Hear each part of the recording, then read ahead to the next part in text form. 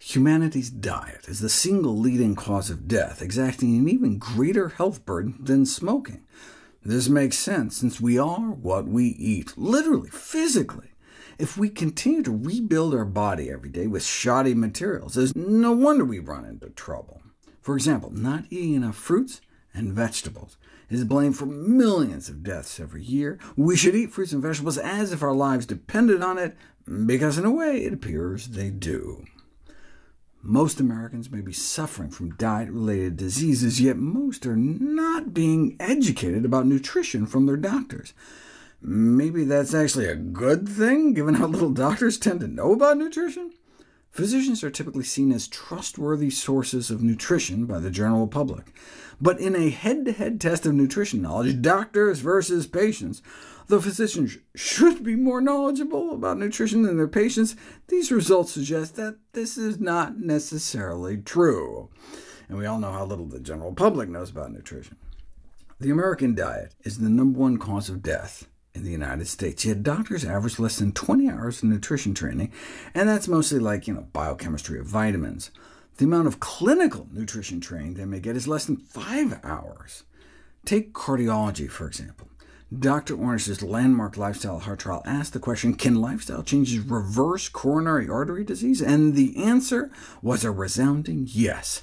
If just that tidbit alone were understood and internalized by internists, think how many lives could be saved from our leading cause of death and disability. Yet 90% of surveyed cardiologists report receiving little or no nutrition education during their cardiology training.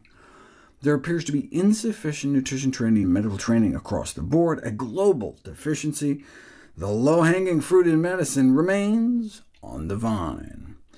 And for those doctors who say they don't have time, physicians don't need to do their own diet counseling any more than they need to perform their own x-rays or blood draws. But they must recognize the role nutrition plays in disease, communicate it clearly to patients, and refer the patient appropriately. The diet that Dr. Ornish used to help reverse the progression of heart disease was whole food plant-based nutrition, a diet primarily but not exclusively composed of fruits, vegetables, whole grains, and legumes. Why isn't there more widespread acknowledgement of the power of plants in the medical community? One potential reason is that the science has yet to make its way into the teaching materials. Yes, Dr. Ornish made this discovery decades ago, but sometimes it can take decades for medical practice to catch up, even when millions of lives are at stake. Nowadays, it would be unthinkable not to address patients smoking, because it's just been incorporated in the standard of care. The evidence on nutrition has yet to be similarly lionized, but this should not prevent thoughtful and caring clinicians from applying safe and effective nutritional interventions that are not ahead of the evidence, but only ahead of the published guidelines. Ignorance of nutrition is no longer defensible. There are a growing number of resources for those who missed out in med school. Doctors can get board certified in lifestyle medicine. There are some great websites out there, like PCRM's Nutrition Guide for Clinicians. More great websites?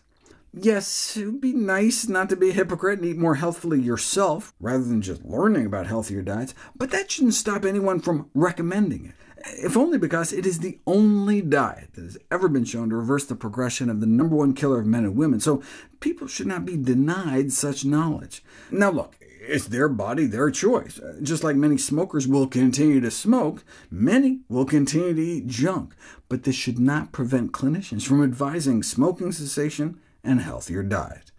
Patients have the right to be told the truth. Not mentioning this powerful dietary tool is an act of withholding crucial information necessary for fully informed consent. Unfortunately, out of ignorance, what many doctors are telling their patients to eat may be killing them. Some doctors used to smoke with their patients. In fact, most doctors themselves smoked, just like most doctors today continue to eat foods that are contributing to our epidemics of dietary disease. Until doctors are taught more about nutrition, their advising people about their diet could be considered a form of physician-assisted suicide.